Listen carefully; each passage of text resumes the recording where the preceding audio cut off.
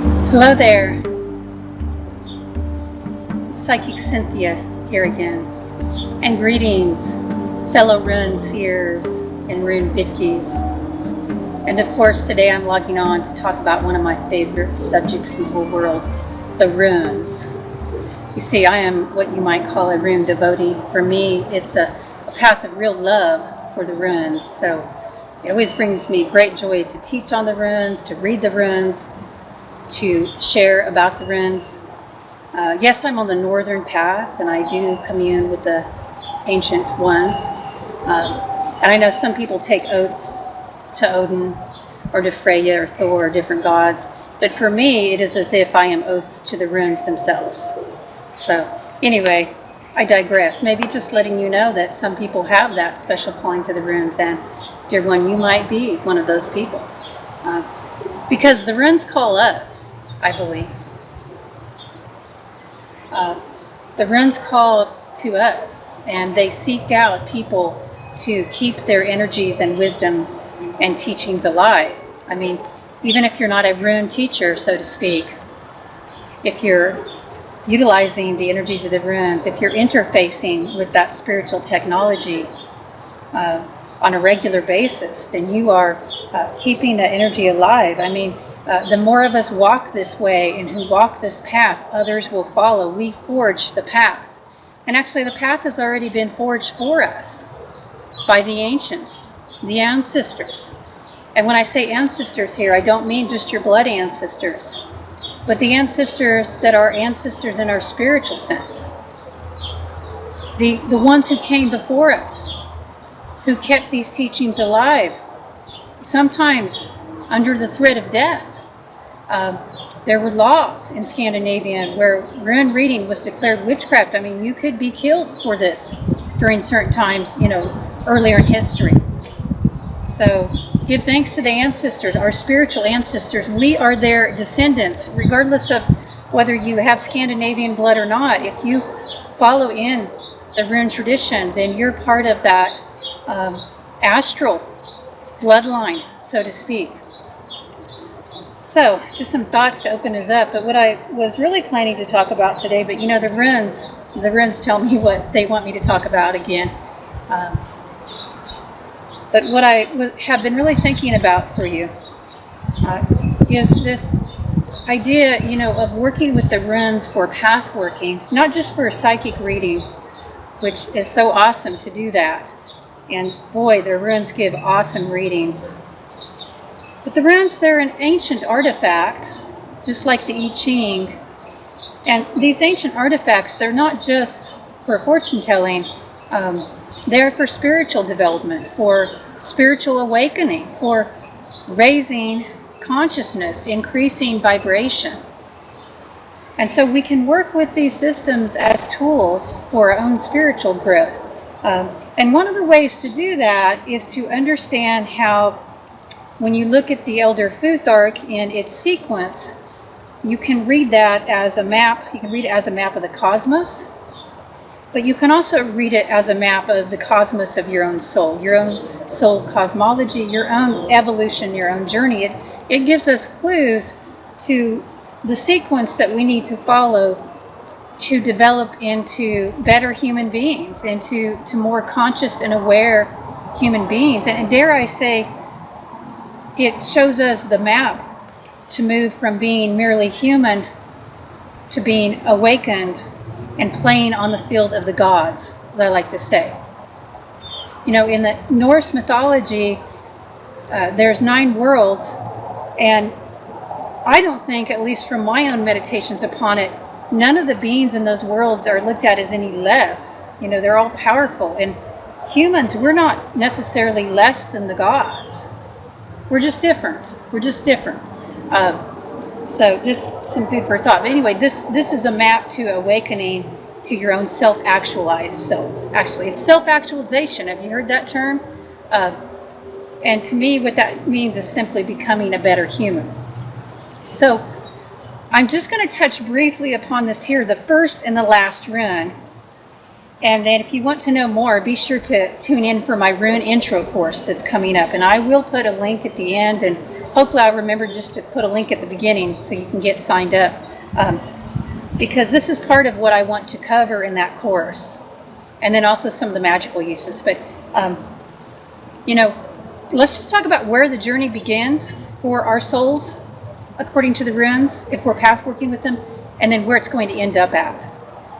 And listen, even though we often see the runes in rows, of 3/8, which is awesome, and it's a good way to think of it, you can also think of it as a circle, okay? As the runic wheel. So even when you get to the end, quote unquote, the end is just returning back to the beginning to begin again. It's a cycle that never ends, like all evolution, all spiritual evolution especially. So the first rune is Fehu, at least according to most of our understandings. And I do know some people have tried to put the second one at the first, and if that works for you, great. But let's keep it more traditional here. And Fehu is a rune that is linked with abundance. And a lot of times if you are, looking it up in a book, it will say money or abundance, or sometimes it will say income earned. And those are all just little catchwords, which is good, especially if you're doing divinatory readings. If Fehu shows up, often, there is there's something the runes are trying to tell you about your money. And hopefully it shows up upright. But even then, you have to look to the runes around. I mean, just because the money rune shows up, that doesn't mean necessarily you're going to have money, I don't think. Okay, I'm digressing here because then I'm getting into the art of rune reading, which is one of my favorite subjects too, but we're not going to go too far into that today. But Fehu is an abundance rune. And, this is where we get our word in the modern English language for fee, to charge a fee, to get some money, right? And it is related to cattle because that was the wealth of the ancient northern people, one of the wealths, but the main one, if you had however many cows you had or cattle, well, that would make you pretty wealthy if you had a lot, let's just say. So, but in modern days, it's going to be money because we trade more in money than cattle. Does that make sense? If we started trading more in Bitcoin, which I'm not saying we are, because I don't know anything about that really, but I mean, if we started trading in seashells, then Fehu would be aligned with that. Whatever the currency is that exchanges, Fehu is aligned with that. But let's look at it a little deeper. What is it telling us about, our soul evolution? I mean, it starts, isn't that interesting? It starts with the rune that we associate with money. Okay, let's think about this. How many spiritual people have issues around money? How many spiritual people think money is evil, or think they don't deserve money, or can't open to money? I mean, a lot, okay? A lot. So right off the top, we're starting with a very challenging issue. And it's not that this rune is only about money, but the fact that it is, has an association with that, it's really interesting, I think. So, but what is it on a deeper level? I mean, because like I said, money is just what we happen to trade with. So it's really trade. It's really, allowing yourself to receive. So this tells us the beginning of our spiritual journey, according to this rune map, is we need to work some on and pay attention to opening to receive. And it isn't just receiving from, say, a gift from our ancestors. That would actually be the last rune, number 24, Othala. But, if you think about it, being aligned with cattle, it actually meant cattle. Fehu means cattle, I think, in the old languages, I should say. So they got their wealth through taking care of these cattle, or maybe hiring somebody to take care of it. I don't know, but a lot of times they're probably taking care of it themselves. So it wasn't like they didn't do anything for this. This was their earned income, and they had to take care of that and, develop their wealth. So with Fehu being number one, I want you to just think about this, that part of really beginning on the path of spiritual mastery, according to the diagram of the runes, is working on developing your own inner and outer wealth, utilizing your own skills and talents and putting those to use to create something for yourself. So what are your skills and talents? And, you know, maybe even more to the point, what skills or talents do you have that can help you to bring in money or to help you increase your sense of self-worth? Because you see, that's what this is about too. It's your net worth and your self-worth. These two are connected in the runes in Fehu, number 1. So this is where we begin the journey of awakening according to the runic pathwork. You're not beginning in a place of surrender, okay? And I know this is very different than a lot of other systems that require martyrdom, sacrifice, and surrender.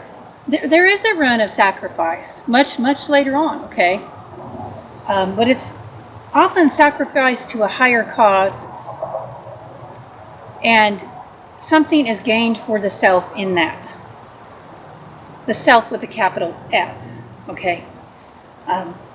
So somewhere to think about, something to think about, beginning with Fehu, if you want to tune into the runes as a map for your spiritual evolution, then meditate on Fehu and start to think about what talents or skills do you have that are going unused. And these could be talents or skills that would bring you in more income, and I think that's a good place to start.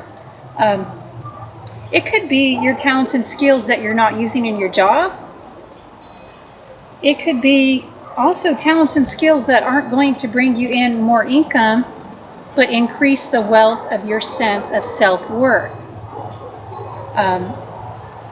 Really just looking at developing a strong and healthy sense of your self-worth, and also having the means to help care for yourself to the ability that you can do that. And listen, I realize that everybody's situation is different.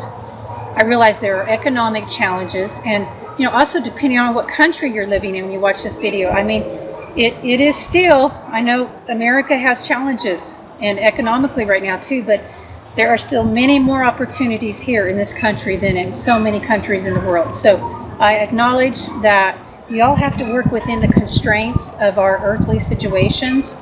But Fehu says, wherever you're at, wherever you're starting,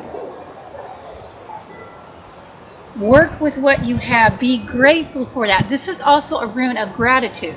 And here's what's interesting. I find that when Fehu comes up reversed in a reading, you know, whether it's for me or for another person, I mean, yes, there often is money problems, or even if it comes up with other runes around it that aren't so favorable for what you'd want to see for money issues. So yes, there's often money issues when this comes up reversed, but there's often also gratitude issues. I find that when this rune comes up, the people I'm reading for, even if it's me, okay, that person is feeling a lot of pity for themselves, right? And just kind of gotten down, which again, I understand, because man, when crap happens and, you know, if you don't have enough money to pay the bills, and I've been there, okay?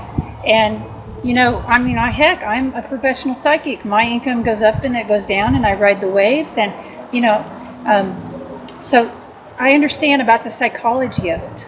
And I'm not saying that you're wrong for feeling that way, but I think what Fehu is teaching us is that there is a connection between our gratitude and our sense of self-reliance. This is a rune of self-reliance. It's showing us that the universe does reward initiative. That is true. And sometimes it may reward it by, you know, even giving you a gift. Or it may reward it by new opportunities. Often it is more opportunities to keep using your own initiative to expand your place in the world. So be grateful. You can work in gratitude to begin this journey. And don't give in to fear. The antidote to fear is action, I feel. And that's why the next rune after this, number 2, if we were continuing on, we would talk about Uruz, that rune of willpower, vitality, health, and energy. You know, so we have our understanding of self-worth, and we've begun to grow our wealth and find ways to take care of ourselves. And, you know, by the way, it's not always monetary wealth. Remember that. It can be spiritual wealth, or it can also be material wealth that is non-monetary. think just having the skills and the willingness to clean your own house, or say if you have the skills to repair your own car, or do a little bit of work around the house, or to do some of that stuff for yourself. In other words, these life skills of where we're getting grounded and caring for our own survival, even like being able to sew on buttons or things like that. I'm not saying you should know how to do all those things. I mean, I certainly don't. But if you can do any of those things, cooking. You know, cooking is in a way attuning with Fehu, because you're practicing a survival skill that is creating that basic foundation for wealth, not only on a material level, but also on an evolutionary level, in the terms that this is your foundation, your groundedness, from which you can then move into activating your willpower in the second rune and creating health and vitality for yourself. And those go hand in hand too. When we have health and vitality, it's easier to develop our assets, whether those are our material or non-material skills. And then also when we are developing our material world lives, when we have our homes and, you know, what we need for physical survival, that frees us up to tend to our health and doesn't put as much stress on us as when we're worried about those things. So here's some thoughts about, just to get you started with rune number 1 and a little bit about 2. And then we're moving all the way through these and, you know, journeying. And then, of course, we get to the end. Now, some people place the gauze in rune number 24, and some people place Othala. These days, I place Othala, but for many years I used to place the gauze. It can work both ways, and I do think it works both ways. But I like to think about where this journey is leading us with Othala, rune number 24 or 23, depending on how you conceptualize of it. Rune number 24, Othala, is in some ways, I mean, it's a beautiful rune, and it is the rune of our ancestors. All of our human ancestors, not just one set of ancestors, but I mean, if you think about it, we all probably go back to one woman. So it's that deep maternal lineage as well as paternal. And then you can also think about your biological ancestors and your adoptive ancestors. And we walk the circle, the rune wheel, and we go back to them. We go back to communing with them, and we become an ancestor ourselves. To be an ancestor doesn't just mean to be older. To be an elder, I mean, I like to think of Othala as an elder rune. No pun intended, because I know it's called the Elder Futhar, but it is the rune of the elders, of the ancestors. And it doesn't just mean people who lived before us here, but it's the people of wisdom, the awakened ones.